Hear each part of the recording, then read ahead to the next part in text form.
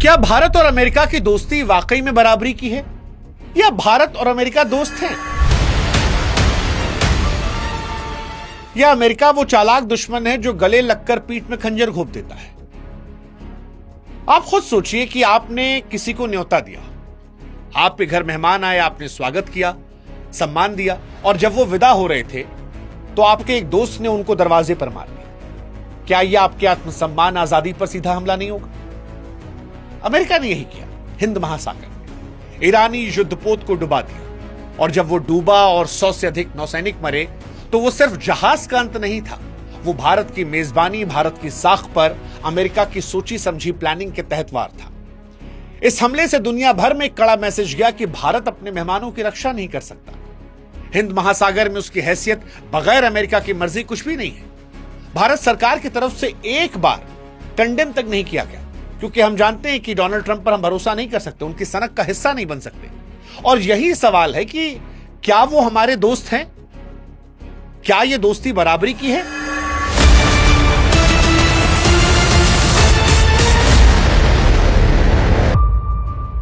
मतलब वर्तमान से लेकर इतिहास तक में आप जाएंगे तो वो हमेशा दिखता है कि अमेरिका ने मीठे बोल भारत के लिए बोले, लेकिन पीछे से ये मेक श्योर किया कि भारत आगे ना बढ़े। आप इतिहास के पुराने घावों को कैसे भूल सकते हैं? डॉक्टर होमी जहांगीर भाभा, लाल बहादुर शास्त्री जैसे भारत के नायकों को रहस्यमयी तरीके से हमने खोया, और हर बार शक की सुइयां जो थी वो अमेरिका की तरफ गई, जिसकी वजह से हम कई दशक पीछे हो गए। 1971 में जब भारत पाकिस्तान से बांग्लादेश को अलग कर रहा था तो पाकिस्तान का साथ निभाने के लिए अमेरिका ने अपना परमाणु बेड़ा समुद्र में तैनात कर दिया था। 90s में लेट जब हम परमाणु शक्ति बनने वाले थे तो अमेरिका ने पूरी कोशिश की कि हम ना बन पाए, हम पर नजर रखी, जासूस छोड़े, और जब हम बन गए तो हम पर दुनिया भर के सैंक्शंस लगवाए। उस दौर में कई सरकारें भी गिरी थी, जिनको लेकर आज तक बहस जारी है कि क्या वो सरकारें अमेरिका ने गिरवाई थी। आज भी अमेरिका का वही रवैया है। अमेरिका खुद जो मर्जी करे वो करता है। वेनेजुएला में राष्ट्रपति को उठा लेता है, पत्नी को पिटवा देता है, ईरान में खामनेई से लेकर 160 बच्चों को मरवा देता है। लेकिन भारत अगर अपनी इंडिपेंडेंट पॉलिसी के तहत रूस से बातचीत करता है तो वो भारत पर टैरिफ लगाता है, 50% का टैरिफ। $500 बिलियन की संभावित रक्षा डील के जरिए भारत को ब्लैकमेल करता है। भारत के अड़ोस पड़ोस में देखिए, आज जितने पड़ोसी हमारे हैं, हर पड़ोसी की सरकार को गिराने में अप्रत्यक्ष तौर पर अमेरिका का जिक्र आता है, और वो सरकारें बैठी हैं जो भारत के खिलाफ है। पाकिस्तान ऑपरेशन सिंदूर में भारत से इसलिए लड़ पाया क्योंकि अमेरिका ने उसे F-16 जैसे विमान दिए थे। और यहीं पर यह सारा सवाल उठता है कि क्या वो दोस्त है या दुश्मन? दोस्ती के नाते जो हमने डील भी की है, जैसे तेजस विमानों की डील हमने की थी, तो जब हमें सबसे ज्यादा जरूरत थी तो तेजस विमानों के इंजन की सप्लाई में ऐन वक्त पर धोखा दे दिया गया। और यहीं से सवाल शुरू हुआ कि क्या वो दोस्त बनकर भारत की तरक्की और सुरक्षा को नुकसान पहुंचा रहा? अमेरिका को लेकर एक लाइन जो मुझे हमेशा लगती है कि ऐसा कोई सगा नहीं जिसे अमेरिका ने ठगा नहीं। लेकिन अगर भारत के दृष्टिकोण से देखें तो जहन में ख्याल आता है कि क्या वो दोस्त हैं, क्योंकि कभी कभी सबसे खतरनाक वार दुश्मन नहीं दोस्त के हाथों होता है। और भारत अमेरिका की कहानी आज उसी चश्मे से हम देखने वाले हैं। नमस्कार, मैं हूं शुभांकर मिश्रा, और आज का वीडियो जो है वो बड़ा महत्वपूर्ण है। अमेरिका हमारा दोस्त है या दुश्मन? क्योंकि सोशल मीडिया पर गले लगने की तस्वीरों के पीछे रियलिटी जो है उसे समझना बहुत जरूरी है। आज के इस वीडियो में हम जानेंगे कि अमेरिका के डर से भारत कैसे अपने मेहमान को नहीं बचा पाया, उसके बाद कुछ कह क्यों नहीं रहा भारत। दूसरा, क्या अमेरिका ने हमारे महान वैज्ञानिकों को मरवाया? क्या अमेरिका की वजह से हमने अपने प्रधानमंत्री को खोया था? 1971 में कैसे पाकिस्तान का साथ देकर अमेरिका ने भारत को धमकाया था? अमेरिका ने हफ्ता वसूली के लिए भारत को कैसे ब्लैकमेल किया? बांग्लादेश, श्रीलंका, नेपाल में क्या अमेरिका की भूमिका रही? क्या पाकिस्तान में आसिम मुनीर को अमेरिका का साथ है, जिसकी वजह से वो कोशिश करते हैं भारत को आंख दिखाने की? और भारत के दुश्मन पन्नू जैसे आतंकवादियों को क्या अमेरिका बचाता है? अमेरिका ने क्या तेजस इंजन को रोककर भारत की पीठ में छुरा घोंपा था? ये सारे सवाल बड़े महत्वपूर्ण हैं, और आज हर एक सवाल इस वीडियो में हम जानेंगे, समझेंगे। अगले 15-20 मिनट हमें आपके चाहिए ताकि अमेरिका दोस्त है या दुश्मन ये हम और आप समझ सकें। अब सवाल ये है कि ये कैसी दोस्ती है जहां पर हम इतने मजबूर हो गए हैं कि अपने ही समुद्र में हो रहे इस घटनाक्रम पर हम आंखें मूंद लें। ये सवाल सोचिएगा, भारत की खामोशी आज परेशान करने वाली, अमेरिका की दगाबाजी जो है वो हैरान करने वाली है। लेकिन दोस्तों, अमेरिका की इस दगाबाजी और घेरने की रणनीति के बीच में एक बात जो आम भारतीयों को समझनी चाहिए कि दुनिया में कोई आपका सगा नहीं, ना घर में ना बाहर। आपको अपनी रक्षा खुद करनी हो। जब तक आप खुद को और अपने परिवार को सुरक्षित नहीं करेंगे, तब तक कोई बाहरी ताकत आकर आपकी हेल्प नहीं करेगी। और ये बात सिर्फ जियोपॉलिटिकल विषयों पर नहीं, हमारी जिंदगी पर भी लागू होती है। आज के युद्ध जैसी स्थितियों ने एक बात समझा दी है कि जिंदगी का कौन सा मोड़ ले समझ नहीं आता। एक इमरजेंसी सिर्फ बॉर्डर पर नहीं होती, कई बार घर के अंदर भी होती है। इसीलिए फाइनेंशियल सिक्योरिटी सिर्फ ऑप्शन नहीं, जरूरत है। बीमारी या हादसे के समय तुरंत पैसों का बंदोबस्त करना आसान नहीं होता। लाइफ अनप्रेडिक्टेबल है, पता नहीं चलता कि अस्पताल के खर्चों का बिल कब सामने आ जाए। उस वक्त कर्ज लेना, एफडी तोड़ने से बेहतर है कि आप पहले से तैयारी कर लें, इंश्योरेंस ले लें। हॉस्पिटल बिल इंश्योरेंस कंपनी देखें और अपना इलाज बेफिक्र होकर करवाएं। और इसलिए हेल्थ इंश्योरेंस जरूरी है, क्योंकि हेल्थ इंश्योरेंस एक बचत है। अब तो काफी प्लान्स आ गए हैं जो पहले दिन से ही डायबिटीज, थायराइड, बीपी, अस्थमा जैसी पुरानी बीमारी जो है ना कवर करते हैं। और अगर आप सही वक्त पर प्लान लेते हैं तो आपके मंथली बजट पर ज्यादा बोझ नहीं आएगा। हेल्थ इंश्योरेंस के साथ टर्म इंश्योरेंस को भी समझना चाहिए, जो लाइफ इंश्योरेंस का प्योर फॉर्म है। जितनी कम उम्र में आप इसे लेते हैं, उतना ही कम प्रीमियम देना पड़ता है, और वही प्रीमियम लाइफ लॉन्ग के लिए लॉक हो जाता है। हर परिवार में कमाने वाले मेंबर को टर्म इंश्योरेंस लेना चाहिए। यह सुनिश्चित करता है कि आपके ना रहने पर भी परिवार को पैसे मिले, कोई दिक्कत ना हो। लेकिन कौन सा प्लान सही है, ये खरीदने से पहले सारी टर्म कंडीशन को अच्छे से पढ़ ले। सिर्फ 400-500 रुपए महीने की छोटी सी रकम देकर आप हेल्थ और टर्म इंश्योरेंस से लाखों करोड़ों तक कवर ले सकते हैं। डिस्क्रिप्शन में लिंक दिया है जिसमें आपको सारी जानकारी मिल जाएगी, और ऑनलाइन लेने पर 15 से 25% का डिस्काउंट मिल सकता है। फैसला अपने विवेक से ले। वैसी ही तैयारी जैसे खामनेई करे गए थे, क्योंकि खामनेई ने जो तैयारी की थी उसी का असर है कि आज ईरान उनके ना रहने पर भी दुनिया भर में लगातार अटैक कर रहा है। वो झेल रहा है, लेकिन अमेरिका को भी दिन में तारे दिखा रहा है। अब शुरुआत इसी करते हैं, क्या अमेरिका के डर से भारत मेहमानों को बचा नहीं पाया और फिर जुबान नहीं खोल पा रहा? देखिए, हिंद महासागर की लहरों में जो कुछ हुआ उसने भारत की सुरक्षा और साख दोनों पर सवालिया निशान खड़े कर दिए। ईरानी नौसेना का आधुनिक युद्धपोत जो भारत के बुलावे पर मिलन 2026 अभ्यास में शामिल होने आया था, वो विशाखापट्टनम से विदा होते ही अंतर्राष्ट्रीय सीमा के पास एक संदिग्ध हमले का शिकार हो गया। अब बहुत सारे एक्सपर्ट्स का यह मानना है कि यह हमला एक अमेरिकी परमाणु पनडुब्बी द्वारा किया गया। यह कोई साधारण सैन्य हादसा नहीं है, बल्कि भारत के बैकयार्ड में घुसकर अमेरिका की एक सोची समझी साजिश है, ताकि दुनिया को यह मैसेज जाए कि दुनिया का कोई कोना अमेरिका की ताकत से खाली नहीं है, और हिंद महासागर में भी भारत का कंट्रोल नहीं है। यहां पर भी असली ताकत वॉशिंगटन के पास है। सबसे हैरानी की बात यह है कि अमेरिका ने हमला तब किया जब भारत अपनी समुद्री शक्ति का प्रदर्शन कर रहा था। अमेरिका ने जानबूझकर इस जहाज को चुना जब वो भारत की मेजबानी से बाहर निकला था, और यहीं पर सवाल उठते हैं। हालांकि सवाल जो चुभने वाले हैं वो भारत सरकार की खामोशी को लेकर है, क्योंकि आज हम जिसे मजबूत भारत कहते हैं, वो अपने ही घर में हुए इस कथित अपमान पर खामोश बैठा है। जब संकट आया तो श्रीलंका की नौसेना मलबे को बचाने और मदद के लिए आगे दिखी, लेकिन भारत की तरफ से कोई भी कड़ा आधिकारिक विरोध या स्पष्टीकरण अब तक नहीं आया, जो ये बताता है कि शायद हम अमेरिका के इतने दबाव में हैं कि अपने मेहमानों की सुरक्षा पर उठे सवालों का जवाब भी नहीं दे पा रहे। यह खामोशी भारत की जनता को बेचैन कर रही है, क्योंकि यह केवल एक जहाज के डूबने की बात नहीं है, यह भारत की समुद्री साख पर एक गंभीर प्रहार है। अमेरिका ने यह भी संकेत दिया कि वो जब चाहे भारत के प्रभाव क्षेत्र में घुसकर किसी भी देश को निशाना बना सकता है, और भारत के पास केवल तमाशबीन खड़े रहने के अलावा कोई ऑप्शन नहीं है। अब बात करते हैं भारत अमेरिका की दोस्ती को लेकर। इतिहास में चलकर क्या अमेरिका ने भारत के वैज्ञानिकों को मरवाया था? देखिए, अमेरिका की दादागिरी कोई आज की पैदाइश नहीं है। अगर इतिहास के पन्नों को पलटे तो समझ में आता है कि अमेरिका ने कभी भी भारत को एक आजाद और ताकतवर मुल्क के रूप में स्वीकार नहीं किया।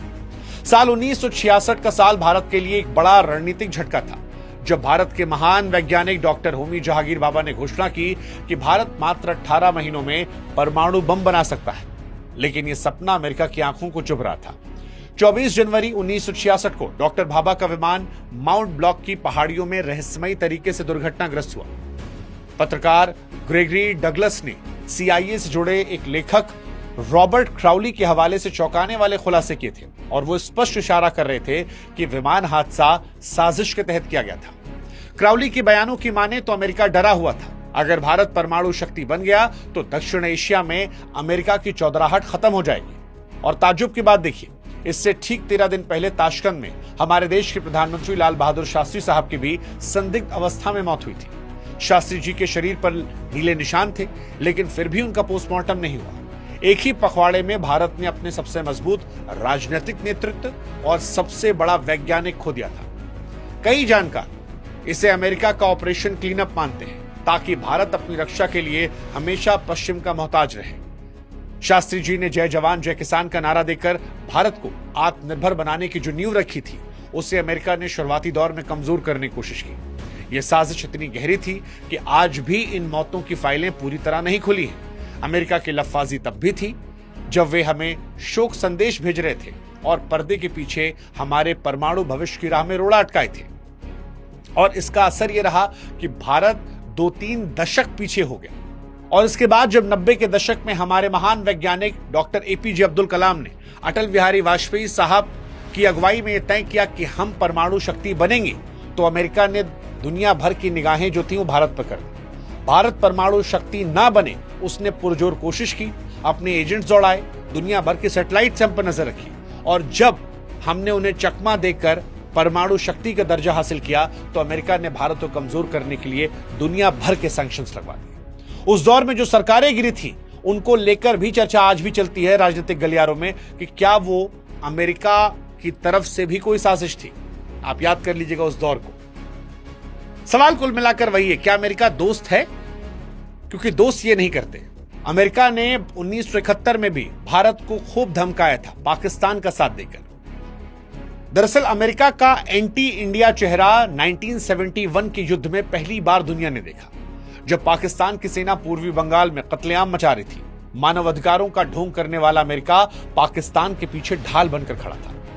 जब भारतीय सेना ने पाकिस्तान को घुटनों पर लाना शुरू किया, तो तत्कालीन अमेरिकी राष्ट्रपति रिचर्ड निक्सन और हेनरी ने भारत को डराने के लिए अपना परमाणु हथियारों से लैस 7वां बेड़ा बंगाल की खाड़ी में भेजा।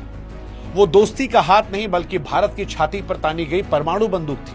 अमेरिका ने खुलेआम भारत को धमकी दी कि अगर युद्ध नहीं रोका गया तो वो सीधा सैन्य हस्तक्षेप करेगा। ये वो दौर था जब अमेरिका ने साबित कर दिया कि उसके लिए लोकतंत्र केवल तब तक मायने रखता है जब तक वह उसके पूरे स्वार्थ को पूरा न कर ले। पाकिस्तान जैसे सैन्य तानाशाही वाले देश का साथ देना और भारत जैसे लोकतांत्रिक देश को डराना अमेरिका के दोहरे चरित्र का सबसे बड़ा सबूत है। अगर उस वक्त सोवियत रूस ने अपनी नौसेना हमारे समर्थन में नहीं भेजी होती, तो आज शायद भारत का भूगोल कुछ और होता। अमेरिका की यह फितरत आज भी नहीं बदली है। आज भी वे वही पुराना खेल खेल रहे हैं, बस तरीके बदल दिए। उस समय जहाजों से डराते थे, आज प्रतिबंधों और आर्थिक दबाव के जरिए वो ब्लैकमेल करते हैं, हफ्ता वसूली करते हैं। आज युद्ध के मैदान बदल गए हैं, लेकिन अमेरिका का इरादा वही है।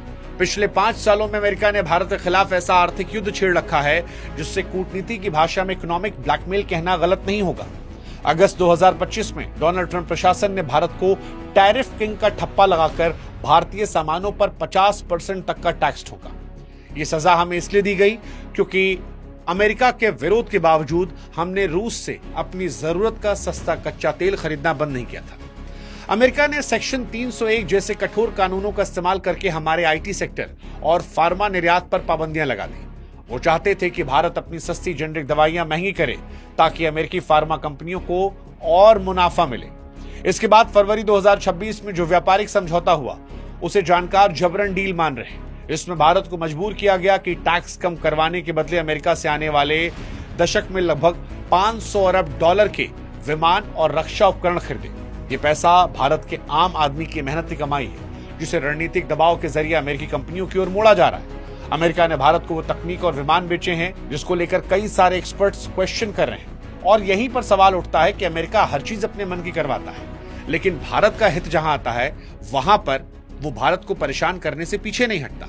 उदाहरण के तौर पर आज भारत के अपने सभी पड़ोसियों से रिश्ते खराब हैं और उसमें अप्रत्यक्ष तौर पर अमेरिका भी जिम्मेदार है।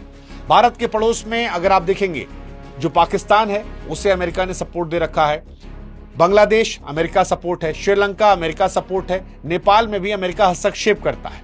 इनफैक्ट भारत में लद्दाख में भी जो घटनाएं हुई थी उसको लेकर भी कई लोगों ने कहा कि अप्रत्यक्ष तौर पर वहां पे भी सीआईए की साजिश हो सकती है। चलिए, लद्दाख की घटना को हम भारत की आंतरिक घटना मान भी ले, तो भी इस बात से कोई इंकार नहीं करेगा कि अमेरिका की रणनीति हमेशा से डिवाइड एंड रूल वाली थी।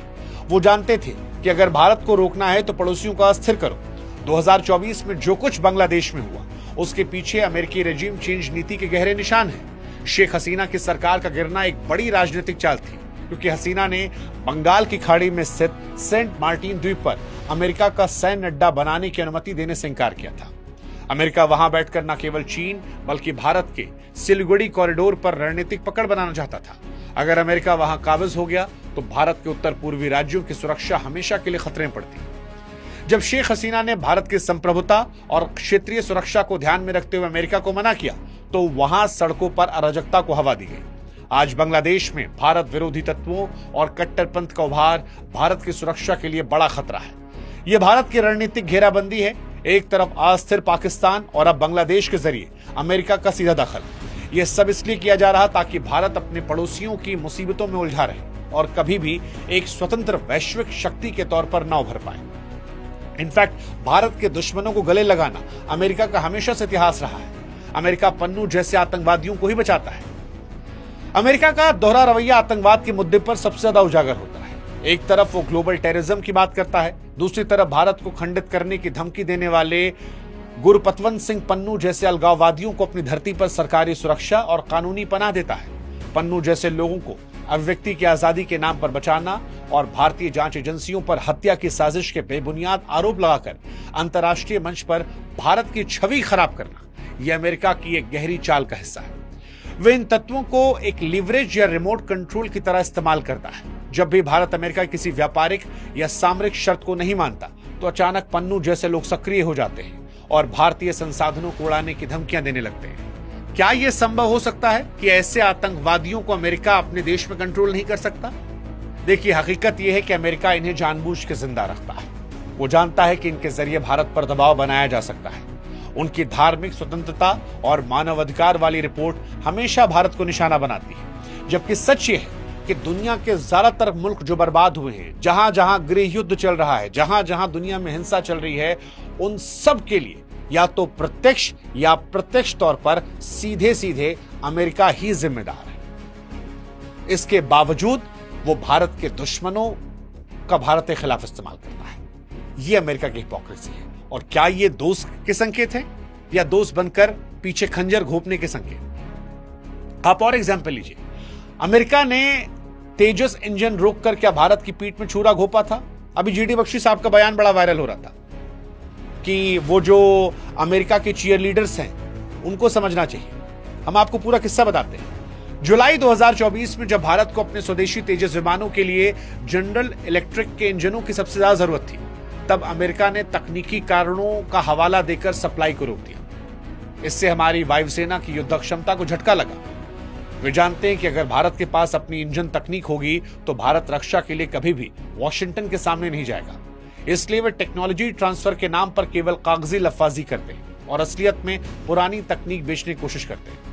हैरानी यह है कि वही अमेरिका पाकिस्तान के F-16 बेड़े के रखरखाव के लिए करोड़ों डॉलर की सैन्य मदद भेजता है, जबकि वो जानता है कि इन हथियारों का निशाना केवल और केवल भारत होगा।